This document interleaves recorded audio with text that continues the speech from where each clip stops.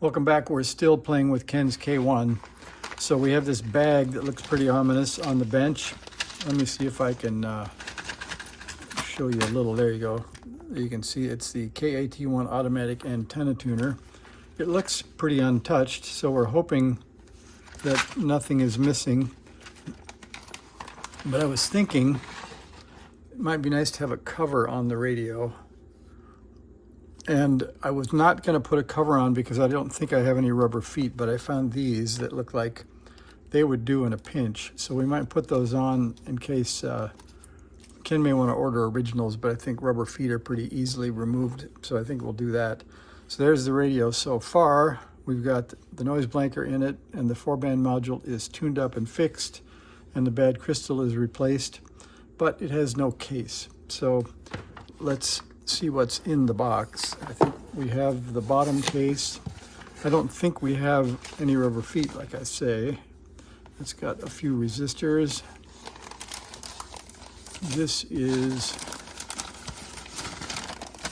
the top case for the standard speaker, so we won't use that one.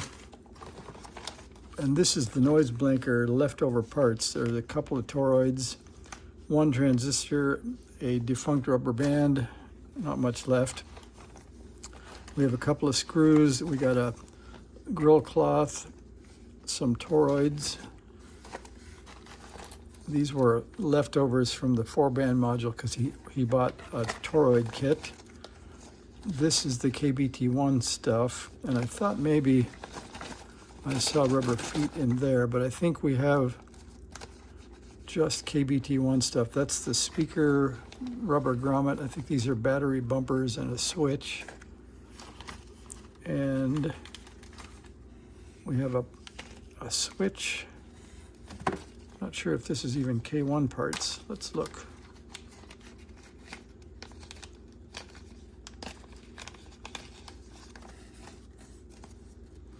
This is use 150 picofarad capacitor.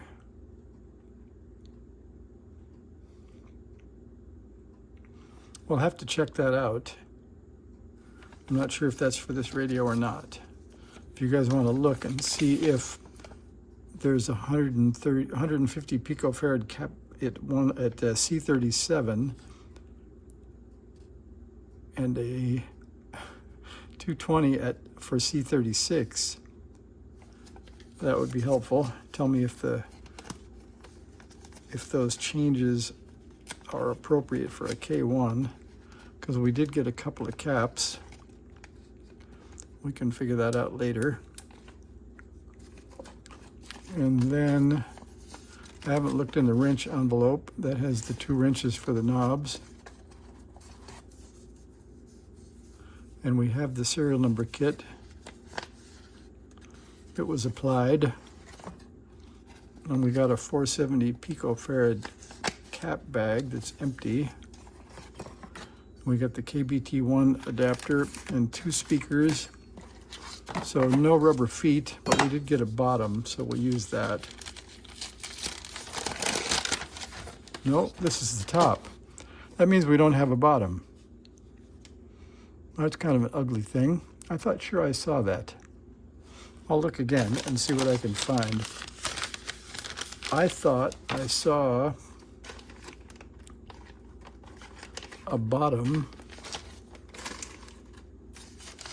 with the serial number. Oh, it looks like the bottom and the top come together.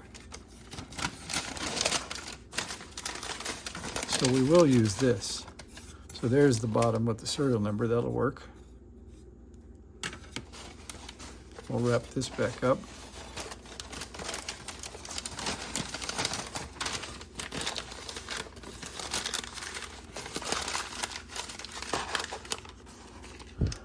And I think I saw a few screws in there. Let's see what we can do with that.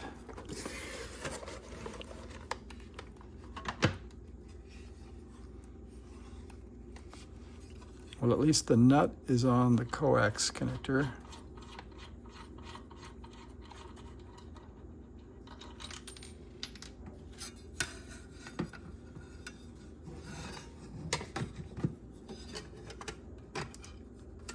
That looks better.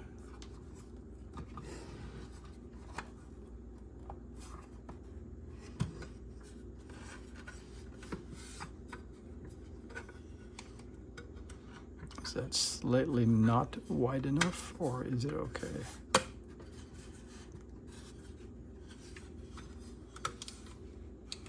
Seems to be okay. Oh, I know what's wrong. We didn't take off the knurled nut.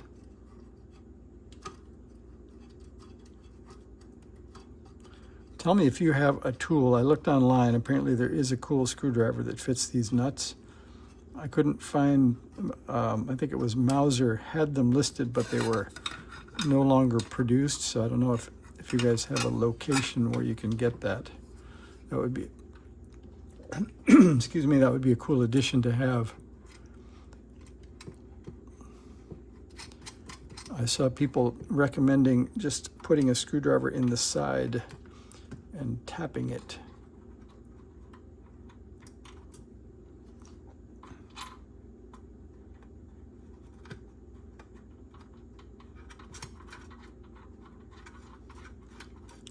And I think, so we don't scratch this, I'll put those non-Elecraft feet on it.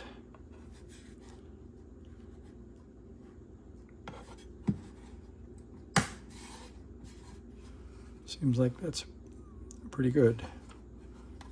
So let's apply the feet before they scratch. And I guess we better be official about it. It might be faster. You know, I found if you find the manual from Elecraft, it's actually faster to open the manual online and search in the electronic manual than it is easier than to put it together yourself and dig around in the book. So I think somewhere back, maybe after alignment and test, do they tell you to put the cover on? There's how to use the menu. Operation. Final assembly, there we are. There's putting on the grill, the antenna jack, how to put on the speaker, 4 self-adhesive feet for the bottom cover, install at each corner approximately 1/4 inch from the edges. So that's what we will do. Sounds like it's not super critical. There is no template.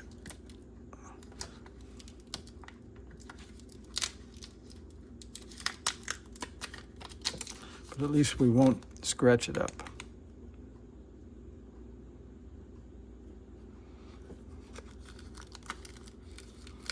I don't know if that's a 1/4 inch from the edges, and it looks a little tiny bit crooked, so I'll lose some rubber feet style points.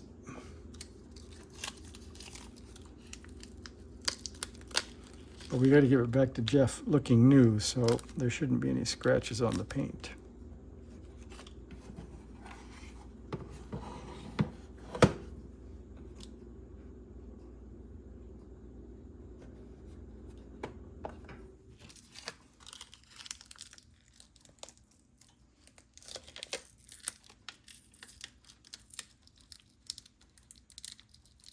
I'm not sure how vintage these are, but they seem to be sticky, so we're going to call it good. All right, it's got feet. That's better. Now, I think you're probably bored to death, but I think there were at least 2 or 3 screws in here in a different bag. So we'll borrow these for temporarily. We have a couple of screws and 4 or 5 washers.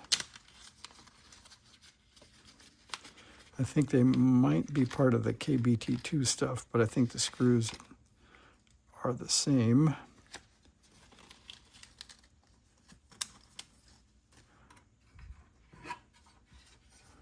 Let's see if they fit.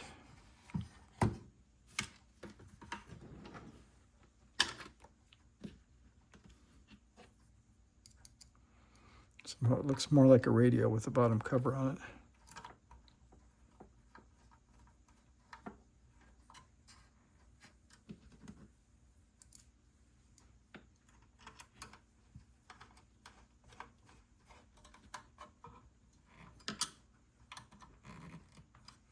There we go. Looks like a radio to me. We'll find a couple of more screws soon. All right, then, well, that was 10 minutes already. Sorry about that. We'll, let's leave it like that. We'll zoom in and say that's how it looks with the bottom cover on. And then we'll start another session and we'll start building the KAT1. And I think it's quite full of parts, so I think it might be a few sessions, but we'll get that going and dump it in the big tray and give it a shot. So thanks for watching.